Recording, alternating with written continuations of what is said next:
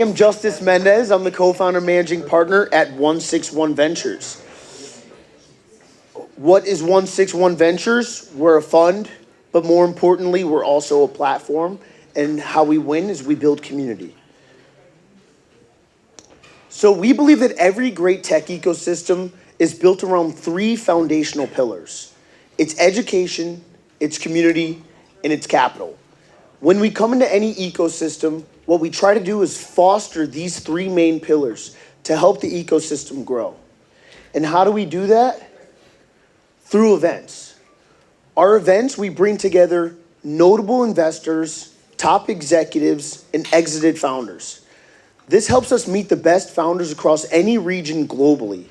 And when we meet these founders, we want to help them go from 0 to 1. So our event serves as a platform to help introduce them to customers, help introduce them to early hires, help them introduce them to capital as they continue to scale their businesses. And last year alone, we hosted over 75 events across 13 different cities globally, bringing together 10,000 founders and investors. And you guys may ask yourselves, why did you guys build this organization, right? Why are we all here? So the reason why we built this is because it's exactly what we needed ourselves.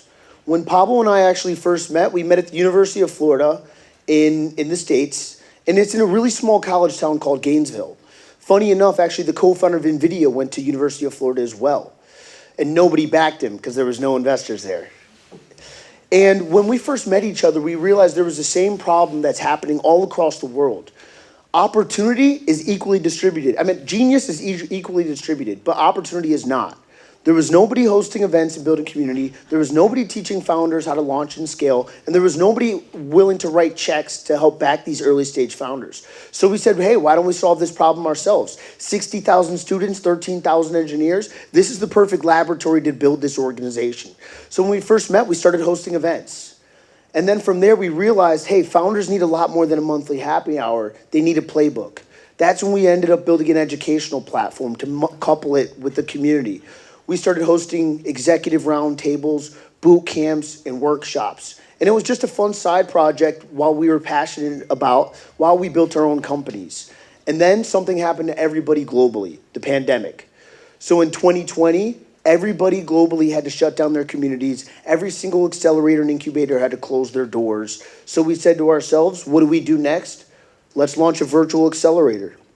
So we ended up putting together a 10-week program and bringing in people like the chief ethics officer of Airbnb, the former CEO of Priceline, the VP of growth at Spotify.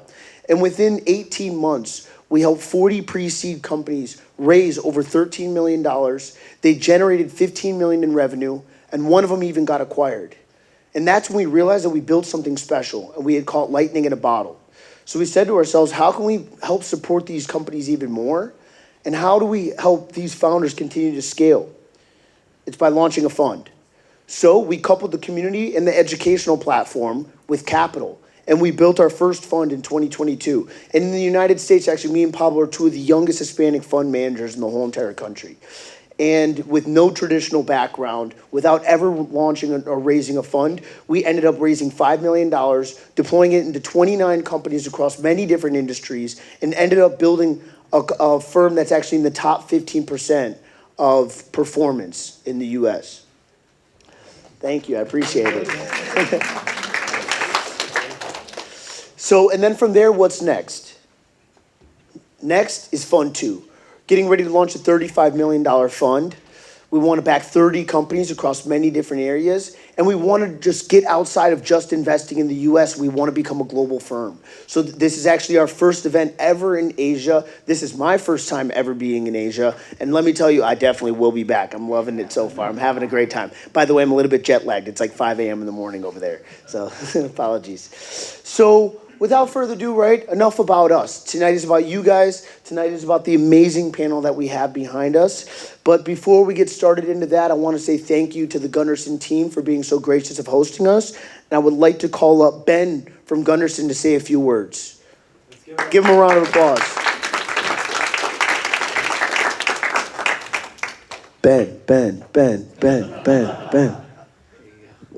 All right, thanks, Justice, and everyone, welcome to our office. This is Gunderson Detmer, Singapore's office. For those that don't know us, we are a US law firm headquartered in the Valley, and this is our Singapore office that really focuses on serving Southeast Asia and India clients. A little bit about Gunderson, if you're not familiar, we are unique in the sense that as a law firm, we are laser focused on the venture ecosystem. So really just acting for founders all the way from incorporation throughout the whole life cycle of the company, ESOP plans, employment agreements, IP issues, financing rounds, etc. And the other part of our work really is helping venture funds do fund formation work as well as their deployment of funds, so Series A, Series B, etc. So enough about Gunderson. I'm just happy to have you guys here and ready to host this event. Big shout out to Pablo and Justice. Welcome to Singapore, and really hope that you guys will continue growing the ecosystem here. As Gunderson, we're proud to really support the ecosystem, not just in Singapore, but globally, and we pride ourselves on that. So, welcome again to our office, and I hope you enjoy the panelist discussion later as well. Thank you. Thank you. All right, awesome. Let's get into it. So tonight we'll have a great conversation, and then we'll lead it more with some networking right after.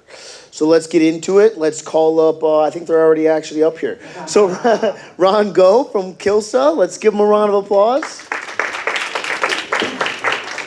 Zia Zaman from Microsoft, give him a round of applause. Prentik Mazumdar, sorry about that, from Thai, give him a round of applause. And then and then Jonathan Lau from operating partner Temasek. Let's get him up here. Perfect. And then moderated by Pablo Castellanos from 161 Ventures. Give him a round of applause.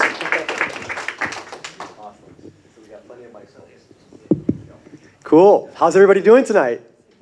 Yeah? Excited for this conversation? Ooh. Before we kick it off, I'd love to get a feel for who we have in the room tonight.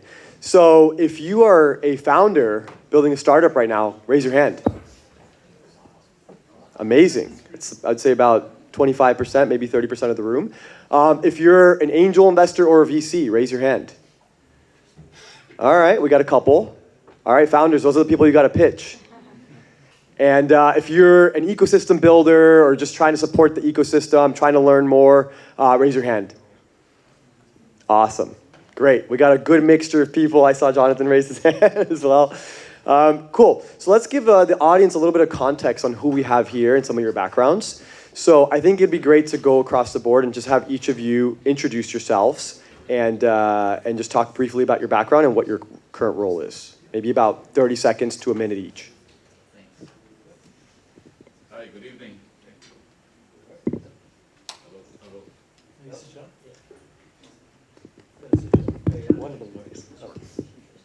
Hello. There you go. Hi, everyone. Good evening, and welcome to this Venture 161 event. My name is Ron Goh. I represent a company that's called Kilsa Global.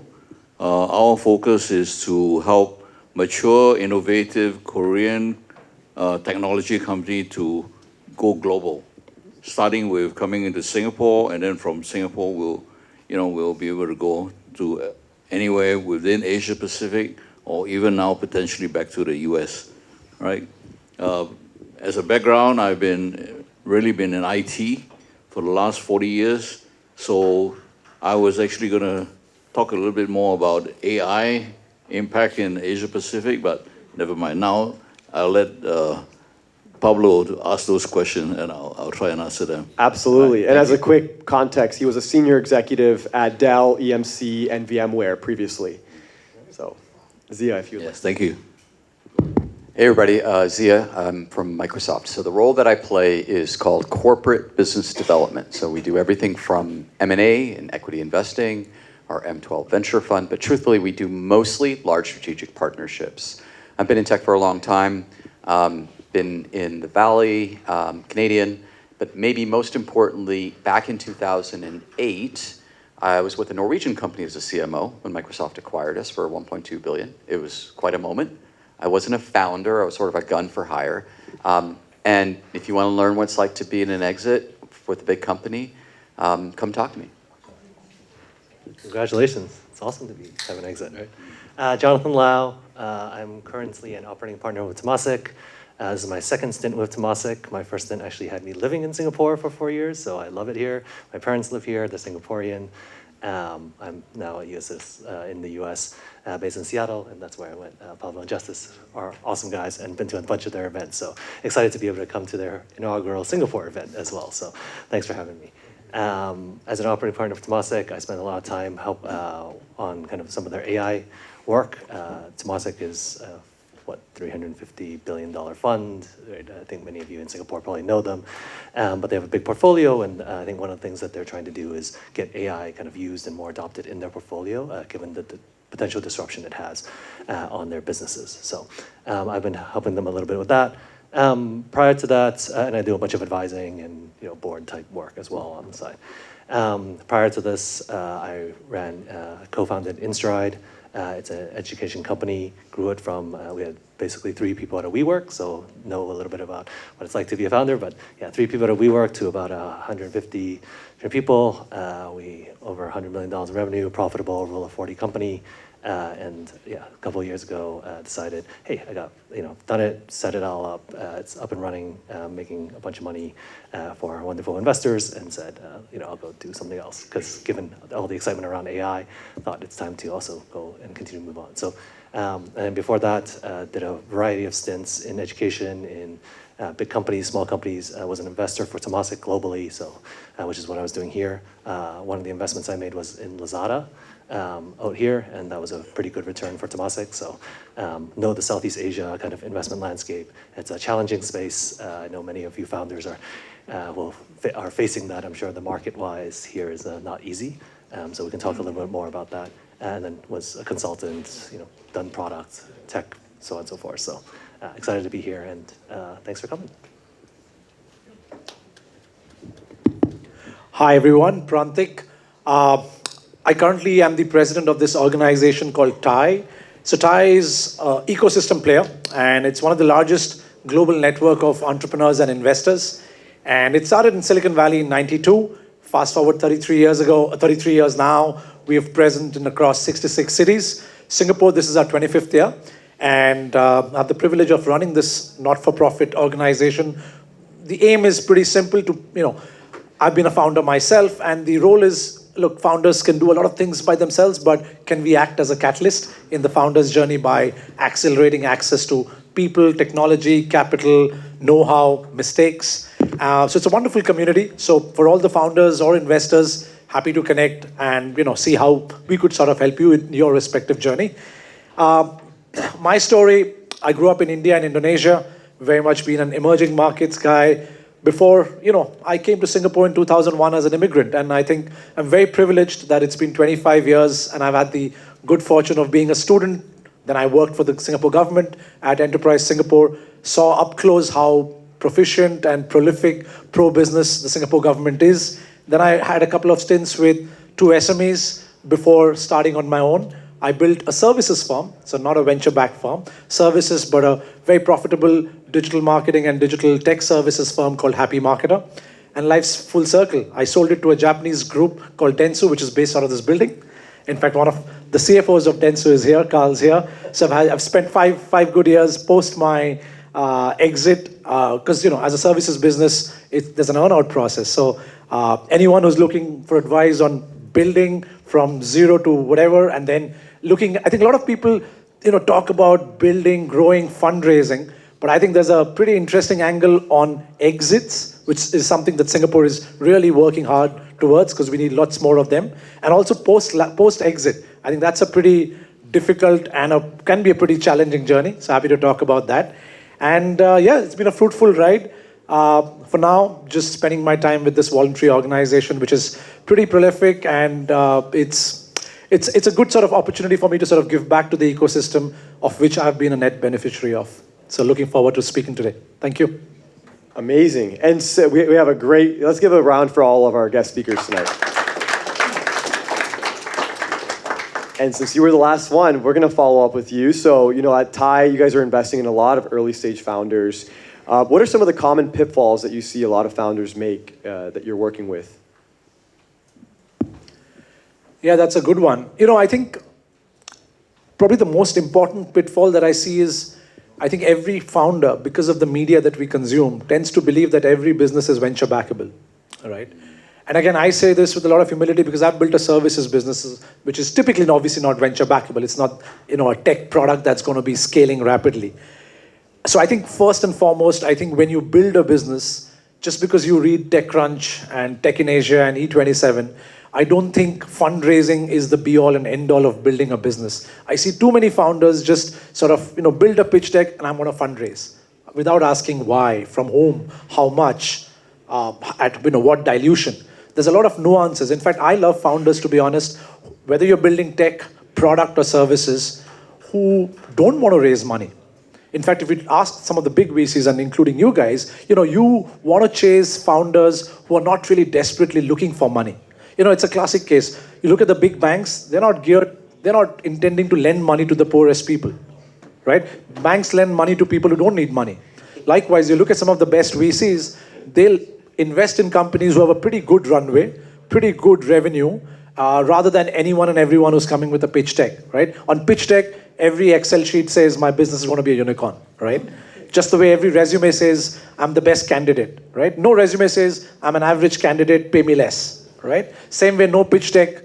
Because again, right, I think we just trained with a lot of Western media, and I think that's the other thing, right? Just because something works with YC and A16Zs in the US doesn't mean that's going to work in Southeast Asia. So I think fundamental pitfall is I don't think you should build a business just to fundraise. And even if you fundraise, that's just the starting point. There's a huge amount of grind that doesn't get spoken about in terms of actually building a sustainable, profitable business like, what Jonathan, you've sort of done. So I think that's something that I would request founders is focus on building a fundamentally strong business, which is no matter what business you're in, you operate by one principle, according to me, profit equal to revenue minus cost, right? So don't just chase valuations for the sake of it. We've seen that cycle during 2019-20 where people were raising money, on the back of a deck and just would come and say, what, I'm raising at 20 million. I mean, why? Why 20? Why not 1? Why 20, right? And people would just raise money on the back of creating FOMO. I think we have passed that. Hopefully we have learned some mistakes based on that era. But fundamental pitfall, is just don't blindly chase investor money. You got to be very, very cautious who you raise, when you raise, why do you raise, and at what terms. You got to be able to raise, if you really want to, on your terms. Absolutely. Great points that Prantik just made. And, that's one of the biggest challenges I think startups have is the fundraising side. I would say the other one, arguably even more important, like he mentioned, finding those early customers, right? Getting the revenue. So I would love to hear, Zia, your perspective, being with a hyperscaler, how do these early stage startups, how can they position themselves to be able to work with, hyperscalers and potentially sell to them or have them as a channel partner or find ways to collaborate?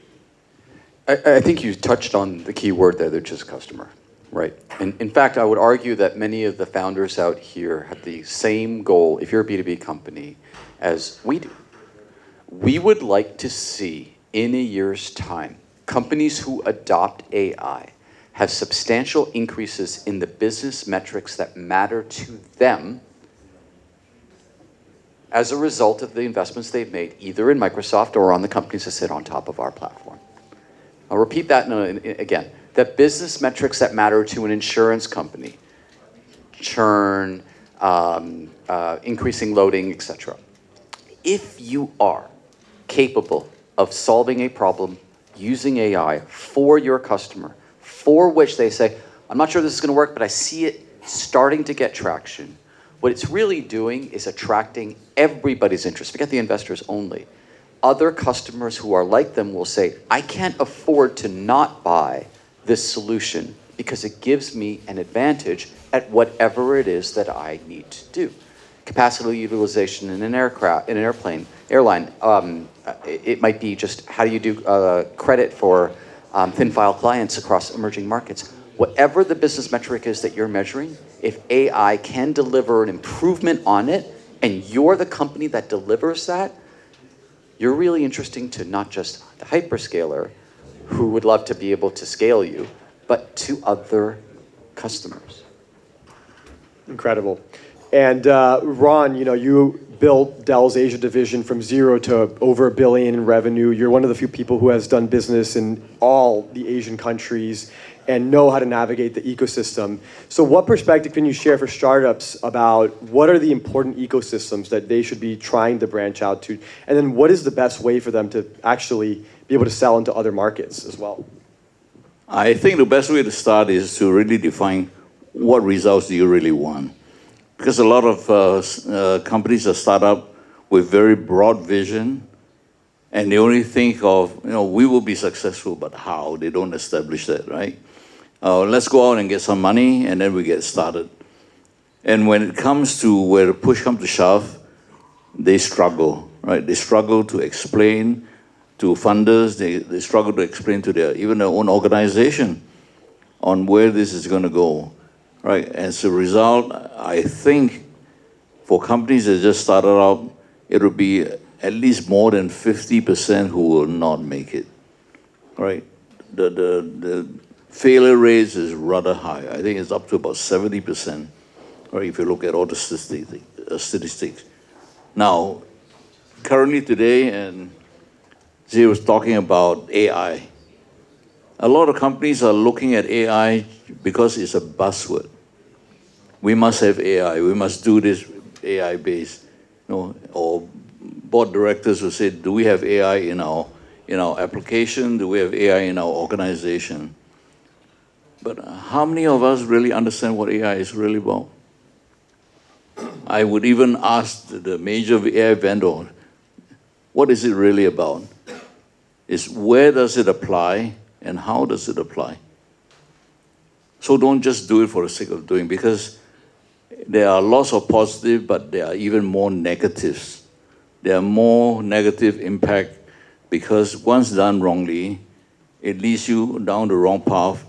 And the worst thing is, a lot of companies are chasing profit over the sanity of AI.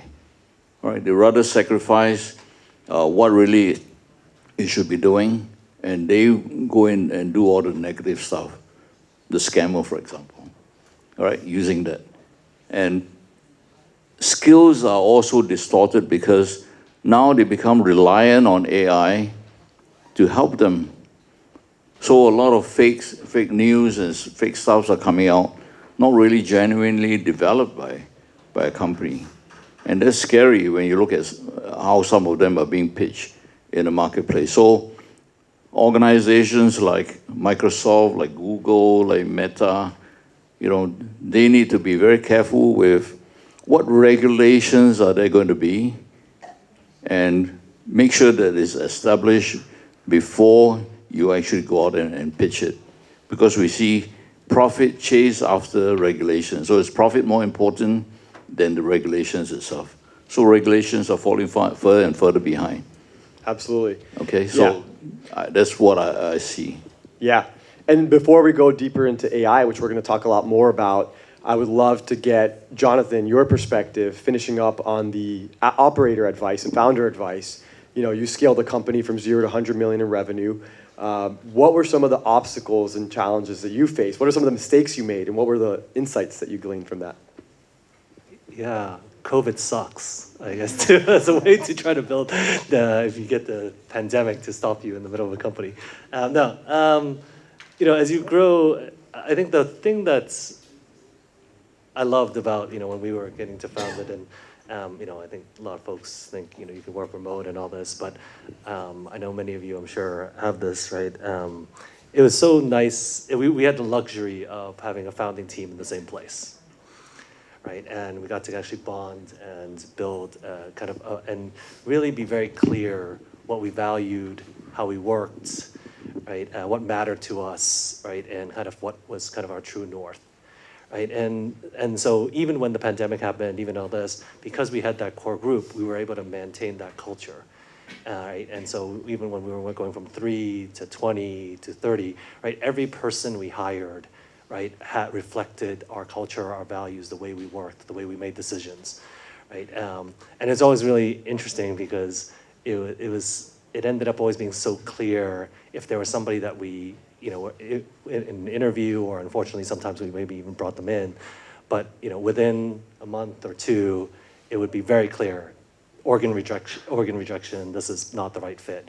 And we acted as quickly as we could to kind of move that. And I think that's really important, because I think as you grow, right, the most important thing is to be able to continue to have the culture that you at least believe in, because there are more and more decisions, of course, that you cannot be a part of, right? And of course, I think there's a lot of the macho, right, Silicon Valley, I'm going to be the founder that knows every single thing and, dig into every little decision, et cetera. But, as you scale, it's not realistic, it doesn't make sense, and it also is, actually probably not the best for your business, right? You hire great people, you bring on great people because they can do better than you, right? But what you want to be able to do is they can do better than you in the way that you want them to do it. Right? And so I think that's, at least for me, was one of the biggest things, was how do we make sure that as we got to 150 people, that they were still day to day, when faced with a decision, when they were in front of a customer and nobody was watching, right? Or when they're in team meeting and I was not there, or the other folks were not there, that they were still making the decisions that we would have wanted them to make, right? You bringing the best expertise. Right? And again, very simple example, right? I was in a meeting, we had these conversations, we brought in this guy, and our new engineering manager, and partway through the conversation, they were having this debate, and the engineering guy says, "Well, I'm not going to do that. It's not my job. If you want me to do that, you need to talk to my manager." Is what he was saying to a colleague, and I immediately stopped the meeting and said, "Sorry guys, I hear you, but that is not how we work, right? We go solve problems, right? We go work together, we go solve problems, we chip in wherever we need to, right? Your manager, I'm sure, would agree. And by the way, if you believe you should do this, you should be the one to tell your manager that you should be doing this. You don't need somebody else to go tell your manager to go tell you to do this. You are not a robot. You are here to go work with your colleagues and deliver value to our customers. That is how we work, right? And so it's a kind of constant reminder of, even at these very specific moments, to demonstrate that these things matter, right? So that then other folks can model it. So that's an example. Amazing. So now let's get into the topic that everybody wants to hear, AI. Who's ready? So let's start off with the investing perspective. So Prantik, would love to hear your perspective. How do you filter through the noise? How do you find what is going to be the next AI unicorn and what is just, vaporware, or what is just somebody chasing hype? Yeah, that's a tough one. That's a tough one. So again, I think, from Ty's perspective or the angel investments that I've done, I don't think I would sort of, none of us have that, crystal ball to sort of take that bet as to what's going to, become a unicorn. I think you can sort of look at certain parameters. But I think from an AI perspective, I think to what Ron and Zia were mentioning, I think what I'm sort of looking forward to are specifically, again, if these businesses operate in Southeast Asia, because like I said, the geography definitely matters because rules, regulations, etc. matter. What I'm sort of looking forward in Southeast Asia are certain companies leveraging AI to make a dent on those business metrics that Zia was talking about in traditional boring businesses, right? Because in this part of the world, let's be honest, I don't think we're really going to see much of an infrastructure LLM layer play, right? It doesn't sort of warrant the scale. All that magic's already happened or happening in the West. I'll give you two real examples. Again, disclosures, I'm not an investor. So there's a company from Singapore. It's actually started by a Spanish professor who teaches at SUTD, one of the universities here. He's an architecture professor, Carlos. And he's built a company called Formas.ai, right? So Formas.ai, you can check it out. It's a freemium version. It's essentially a fantastic platform that helps design studios and architects imagine, create real architectural designs through the software that he's built, right? And that's driving massive productivity, to Zia's point, for single men, women studios to large architecture ID companies, right? And it's he's sort of compared that to various existing tools. In fact, his inspiration was a platform like Midjourney helps you sort of imagine designs outside in, but that wasn't good for engineering or production, right? But he is self-built a platform which is now being used by at least 3,000 IDs and designers and architects from US, Europe, India, Brazil, and to me that's pretty interesting value, and it's scaling rapidly, right? So that's an example of someone that's taking that AI tech and transforming how a traditional industry works. Because in our part of the world, most businesses, if you look at Singapore, Singapore has at least 300,000 SMEs, right? Who are traditional businesses, manufacturing, architecture, professional services, law firms. So can we sort of make these businesses productive, scalable, more profitable? The other one, for example, came out of Singapore. It's called Wubble.ai. So the word bubble, replace B with W. It's basically using AI prompts to generate music for royalty-free use in businesses like cafes, hotels, restaurants, gaming studios, etc. And that's fascinating. So he's basically creating vocals and music, so real example, Starbucks in Korea, I don't know how many outlets they have, they pay Spotify $9 million a year for the ambient music that you and I may not care about. So this guy goes to Starbucks and says, you know what, use this platform, create your own music, own playlists, connected to APIs like weather.com. Based on the weather, music changes. Based on the flavor of the day, music changes. You own the IP. And I think that deal is about $1 million, right? So again, Singapore-originated company using existing AI tech and platforms, but changing traditional industries like music or architecture, manufacturing, logistics. So yeah, I think that's what I'm sort of looking forward in terms of companies operating in this area. Yeah, real solutions that are solving real problems right now, and I think there's opportunities across the board. So, I want to open it up to all of our panelists. Like, what are some of the gaps and opportunities that you guys see? Maybe there's particular verticals that you see are kind of untapped right now from an AI perspective. Maybe there's others that there's a solution that is being bottlenecked because we don't have the infrastructure or whatever it is. So, like, what do you guys see as current gaps and current opportunities within AI for all of you? To answer the previous question, the one way to evaluate it as a VC is to go layer by layer. And truthfully, at a chip level, there aren't going to be that many companies here in Asia that are going to compete. Cerebras is probably a great option, but it's a US company. Next layer up, of course, the model companies, there aren't that many of those. There are tools companies that will do things that are interesting anywhere in Asia. So I want to get region out of it. But tools companies are kind of in that next layer. An example is a company that does model compression. And we looked at two of them. One was in the UK, one was in Korea. And it turns out that the one in the Korea was the better one, and it was a very early stage company. And what it did would be naturally very useful to putting a model that is on the edge, for example, on a Windows laptop. So we are going to work with this particular company because the tool for compression is better than something else that we could do. We invested in a company called Hidden Layer that identifies potentially how your model could get poisoned by a cyber attack and gives you another level of protection. Who are its customers? Obviously model companies, but it's still an important problem. We gave Wubble an award for top 3 in one of our hackathons about a year ago. And we like the idea, like the problem that it solves. But to answer your second question, though, Pablo, it goes back to, is there a inventive, creative, career problem that you have seen for years in the industry that you know deeply, for which, whether it's AI or tech or some other type of tool, reimagines how it's done? Satya came up with this concept of bicycles for the mind. I thought, but then I started to think about it.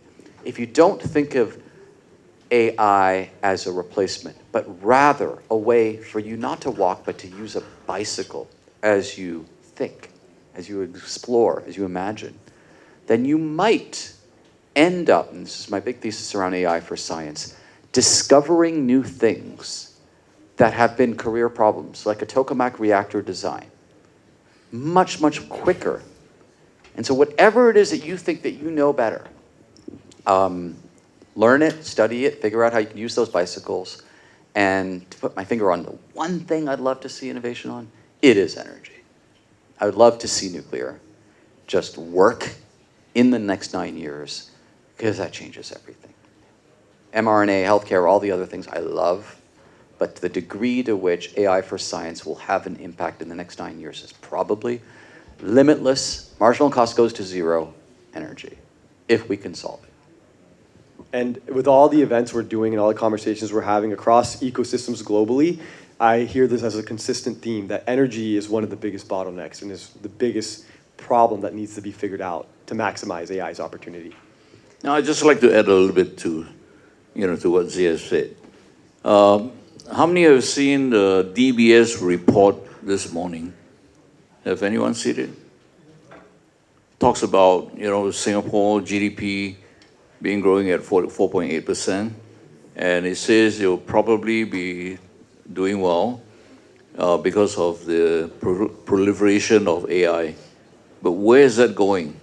It says into the militarization, into military development. That's where the growth is going to go. All right, so much so that the three largest AI nations, namely the US, China, and the third one is South Korea. Right? In US and China, because of the way they compete with each other, they're spending a lot of development money, they're spending a lot of time into developing, let's say, autonomous drones. And US especially is using Ukraine as the test bed. So that's where they deliver and they test the equipment. So I don't know if that's good, if that's growing, because it caused a lot of hurt. But military development is where a lot of AI is going into. I rather see Korea developing AI into the other industry, like medical, healthcare. Right? They've got orthopedic imaging, mental health, or into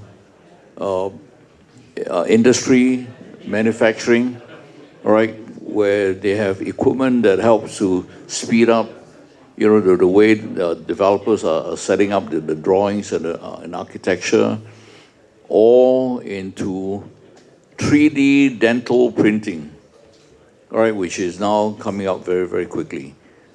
So they have been developing solutions that are providing value to the common folks. All right, and that's what they're trying to promote globally, rather than going into a military development. Okay, so I hope that will continue. I hope Singapore will follow up some of those, rather than going into the military as well.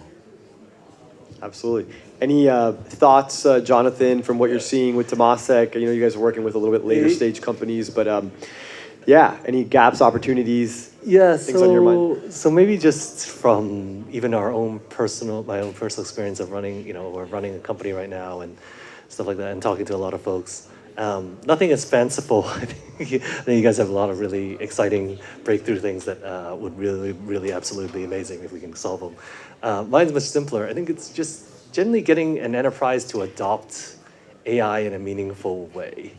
If there are technologies and things that can go do that better, right? Even just look, I'm running one of the companies right now on behalf of Temasek, right? I'm basically helping. I'm the kind of interim CEO for them, right? And even for us, right, we're small company, right? But our data is like all over the place. It's like locked in Confluence, and this is a small company that's all new age, using all the new tools, right? And we have Confluence and Jira, but then we use the Microsoft stack. Sorry, Zia, but and we love your stack, but you don't make it really easy for people to go access stuff in your stack, right? And so all our documents are over there, right? And then we use some team stuff, and so we just have like stuff like all our knowledge like all over the place, and we try to use Copilot, and Copilot does really well on finding stuff if it's in your SharePoint, etc. But then if you want it in your we put a bunch of stuff in Confluent, so it's hard to go access that. Then we have certain permissions and that we have for certain documents over here and certain permissions there. And so if we want to give people access, we got to figure that out. And there are tools that do some of this, right? Glean and others. But to me, I think that's just simple things like that of, as a company and as big enterprises, you really don't, you're trying to not be locked in. But the reality is, in most cases, you're going to have content, technology, data all over the place. And so, and for AI to really be valuable, my hypothesis is at some point, right, today, if you think about what a company is, there's actually nothing that really houses the collective knowledge of a company, right? So a company today is sort of it's people to a certain extent, right? And then, you have some storage. A company in the future could very well be an AI that actually just encompasses all the knowledge of that company, right? And all it's doing is just operating based on the outcome of improving shareholder value and delivering a certain set of things. And in order for that AI to work, it needs access to all the data.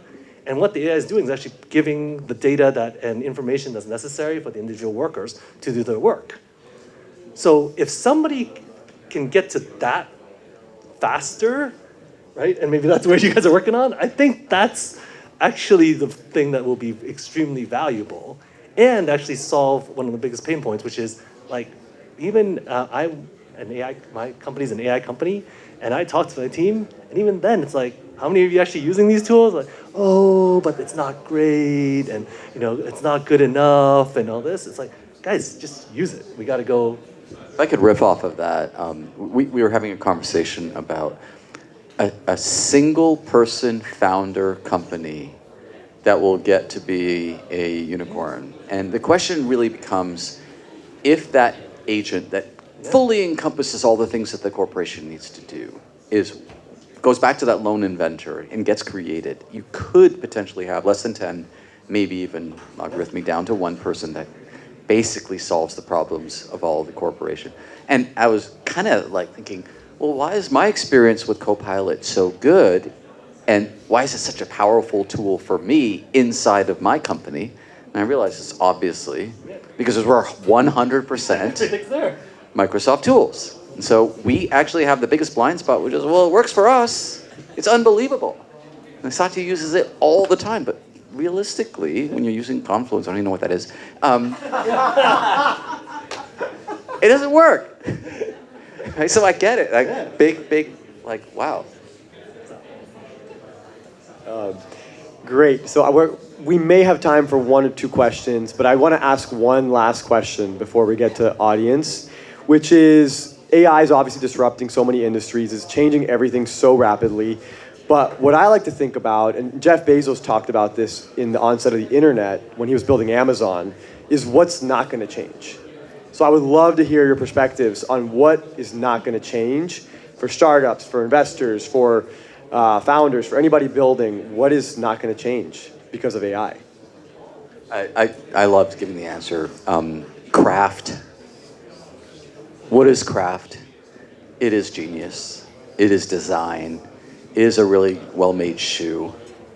It is, fill in the blank, everybody. Misery loves 1600. William Shakespeare wrote that. Prior to that, if AI reasoned over the language, it would never have come up with company. It takes moments of human genius and craft, which are never going away, because we're all that. I love that answer. So because of that, in fact, AI causes labor market polarization immensely, because you're going for an interview into a job. One of the questions will be asked, are you AI trained or are you familiar with AI? So what about those people who are not? Does it mean they'll lose out? That's what it indicates at this moment. So there's a polarization, and in fact, the whole market changes because of it. Not whether it is going to be important or not, but just whether you have a name attached to it. I think from my side, just to your point, I think storytelling, no matter how much content AI helps us create.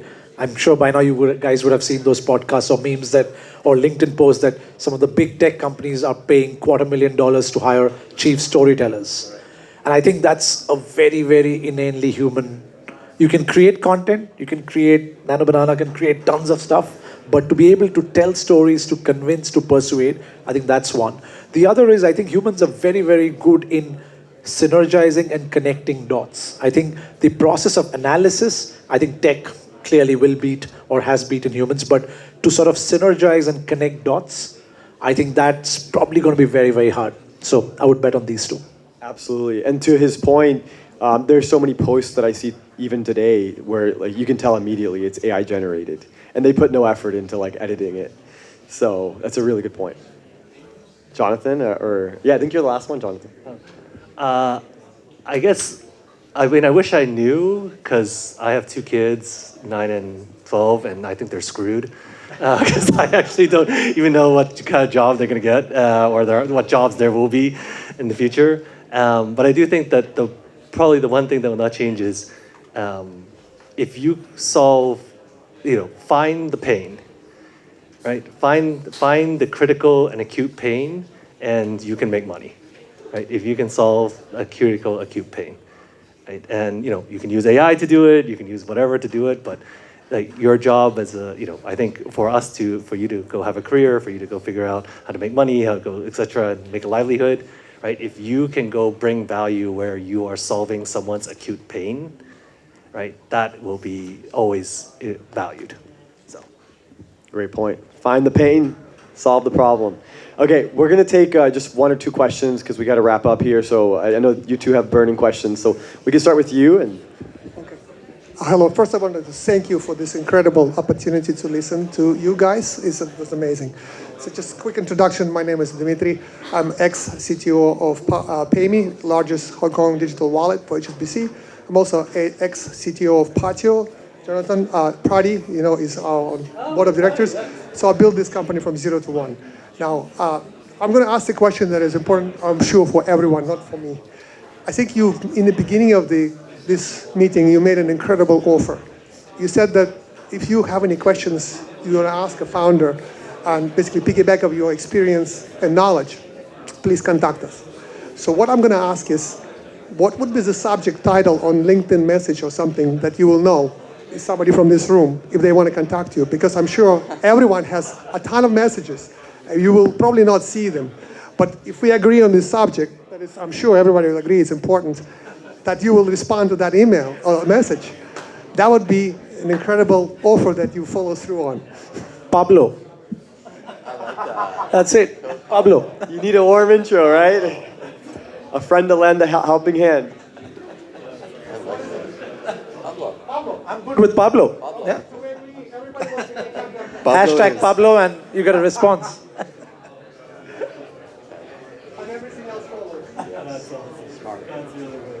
There you go.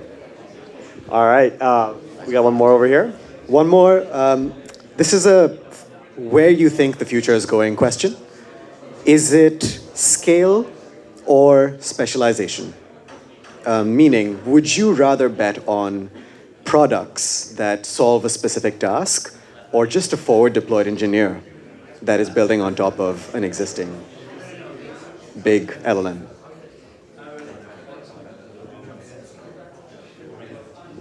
If you don't want to ask it as an investor, specialization. My answer, just in general, we're going to see a more proliferation and diffusion of all the different use cases of not just AI, but all the different techs we have. And that might be where we have millions of flowers blooming. If you're truly just trying to make money, then you're going to have to get both, right? Scale and some level of what Jonathan just said. My perspectives on the other side, I think from an investor lens, I'm probably looking at collaborative, multi-agentic solutions, so not purely one vertical or niche. I think that's where you start for sure. You can't solve everything. But I think we've also seen cases where, let's take OpenAI, which is probably every 6 months you have OpenAI Health right now. So probably many companies would be under trouble, or now they've connected apps like Canva, Adobe, etc. So many of the design companies, they've got to find a different way. But I think what I'm looking is, once you've solved that one or two niches, how do you sort of make that a collaborative platform so that an enterprise can use it and people could collaborate to solve multiple problems, but perhaps within one domain. Purely one, from an investor lens, probably could be a bit too risky. Anybody else has a take, or? I guess I would. So when I was an investor for Temasek, I was part of the software tech, and we looked at a bunch of vertical software versus horizontal software and what made sense and so on and so forth.